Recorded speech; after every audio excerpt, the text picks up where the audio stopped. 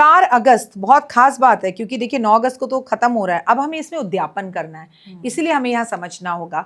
अब सिंगार, माता पार्वती की चुन्नी, माँ की साड़ी, देखिए मैं ऐसा नहीं कहूँगी बहुत, जितनी आपकी आर्थिक स्थिति हो, नेल पॉलिश हो, काजल हो, बिंदी हो, लिपस्टिक हो, पायल हो, साड़ी हो, चुन्नी हो, कुछ ना हो, एक ब्लाउज का कपड़ा ले लीजिए। माँ सिर्फ आपके भाव को समझती है, 5 रुपए 10 रुपए की चुन्नी ले लीजिए, लेकिन कुछ ना करने से कुछ करना अच्छा।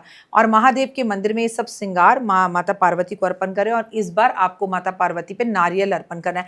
शिव पर नारियल अर्पण नहीं होता, अखंड नारियल तो महादेव पर भी अर्पण हो जाता है, लेकिन नारियल के पानी को महादेव पर अर्पण नहीं करते हैं। तो इसीलिए मैं आपसे कहूंगी कि माता पार्वती के पास श्रृंगार के साथ सारा सामान श्रृंगार के साथ एक नारियल रखिए और बोलिए, माँ मैं आपको अपना मस्तक तो नहीं दे सकती, लेकिन आज आपसे चौथे सोमवार वाले दिन मैं इतनी ही आपसे इच्छा चाहती हूँ कि मैं अखंड सौभाग्यवती रहूं और मैं पुत्र पौत्र वाली रहूं, मेरे बच्चे भी तरक्की करें, और मैं अपना सर काटकर आपके चरणों में रख रही हूँ नारियल के रूप में।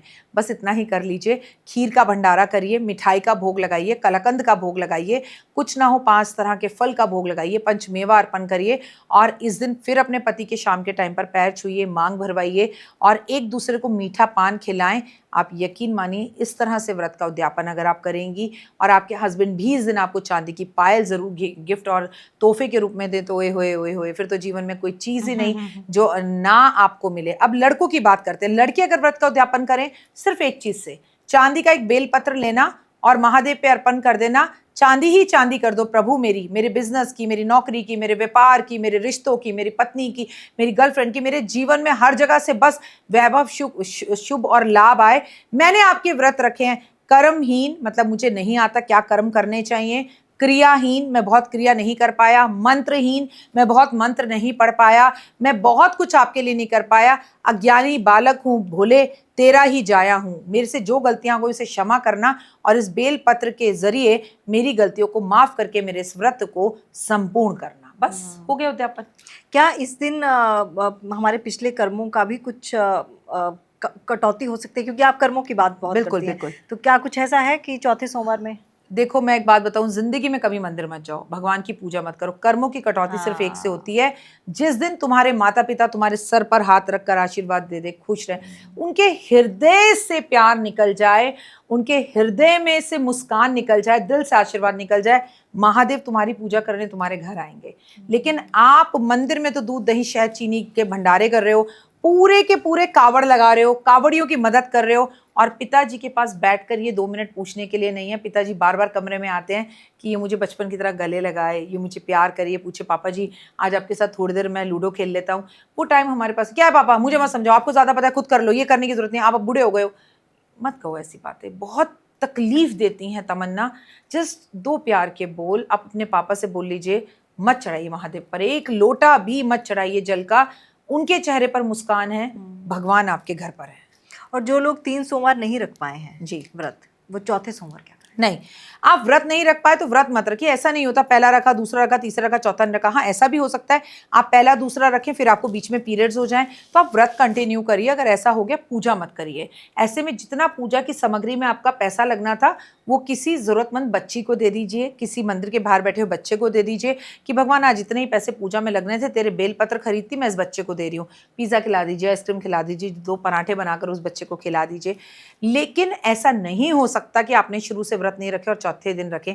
चौथे सोमवार, पहला सोमवार, तीसरे सोमवार, चौथे सोमवार कर्म कीजिए। आप भूखे हैं, किसी भूखे को खाना खिलाइए, कबूतरों को बाजरा, गाय को रोटी, कुत्ते को दूध, चींटियों को खाना।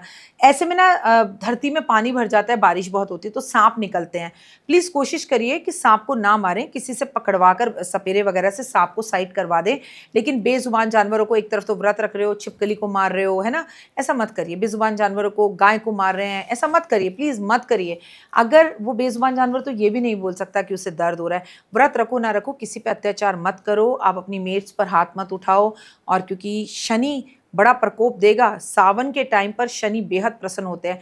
अगर किसी का हक मारते हो, किसी पे नेगेटिव कमेंट्स करते हो, किसी का दिल दुखाते हो, तो आपको दोहरी मार पड़ेगी, एक शिव की और एक शनि की। तो कर्म सही कीजिए, पूजा पाठ भले मत कीजिए।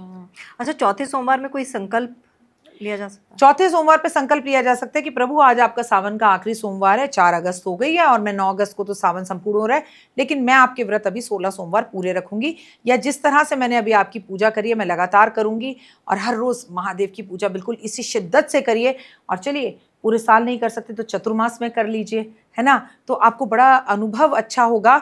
और धीरे धीरे जैसे आप मंदिर जाना शुरू करेंगी या करेंगे, आपके काम बनने लगेंगे। लेकिन भगवान को आजमाने मत जाइए, कब जाना है, कितने बजे जाना है, पहले खा लेती हूँ फिर जाती हूँ। अरे आप ये सोच कर जाइए, इट इज़ माई ड्यूटी। जैसे मैं अपने काम पर जाता हूँ या मैं स्कूल जाता हूँ, जब हम स्कूल जाते हैं तमन्ना, तो हम KG अपर KG में एडमिशन लेते हैं और 12th क्लास करके बाहर निकलते हैं। या तुमने या मैंने ऐसे किया था, हम KG में गए, 1 2 3 किया, 4 5 6 घर बैठ गए, 7 8 में आए, 9 10 11 घर बैठ गए, 12th में आए। ऐसा तो नहीं होता ना। जब हम KG से लेके 12th तक स्कूल करके बाहर निकलते हैं एक नियम से, तो हम कुछ बनकर निकलते हैं, कोई डिग्री हमारे हाथ में होती है, राइट।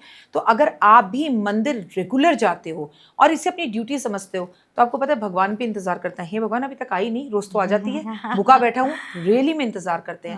आपको कोई ना कोई ऐसा प्रभु संकेत देंगे कि तू आई क्यों नहीं। पंडित जी बोल देंगे 3 दिन हो गए आप आ नहीं रही, उस पंडित जी मत समझिए, भगवान पूछ रहे हैं भाई आ क्यों नहीं रही, तू ठीक तो है। भगवान भी अपने भक्तों का इंतजार करते हैं। कौन कहता है भगवान आते नहीं, तो मीरा के जैसे बुलाते नहीं। अच्छा, अगर इन सावन के दौरान सांप दिख जाए तो? बहुत अच्छा, बहुत ही खूबसूरत योग। मारिए मत, प्रणाम कीजिए। और हाँ, लेकिन देखिए ये भी मैं नहीं कह रही कि सांप आपको डस ले। आप जो भी तरीका है उससे सही तरीके से एक जगह पर छोड़ने का, मारिए मत। और अगर आपको कालसर्प दोष है, तो जिसे आप दोष कहते हो उसे मैं योग कहती हूँ। कालसर्प दोष नहीं, एक योग है। भगवान की, महादेव की कृपा है आपके ऊपर, चिंता ना करें। आप सिर्फ चांदी के नाग नागिन महादेव के मंदिर में हर सोमवार अर्पण कर दीजिए, या सावन के किसी एक सोमवार अर्पण कर दीजिए। और देखिए कोई ज़्यादा कीमत नहीं है, 20 रुपये के आते हैं, 40 रुपये के आ जाते हैं, 150 रुपये के आ जाते हैं। और अच्छी क्वालिटी के लोगे, तांबे के ले लो, पीतल के ले लो, कुछ नहीं है। आटा गूंदो घर में, आटा गूंद कर नाग नागिन बना लो। अगर आर्थिक स्थिति बहुत ही खराब है, और उनकी आंखों की जगह पर काले तिल लगा दो, और उसके बाद जाके उसे महादेव के ऊपर अर्पण कर कराओ। ओए होए ओए होए, महादेव की उससे भी कृपा होगी। वो भाव के भूखे हैं, तुम किस भाव से मंदिर में आते हो वो ये जानना चाहते हैं। Tamanna Talkies, where you can follow trend every weekend. So please share, follow and subscribe.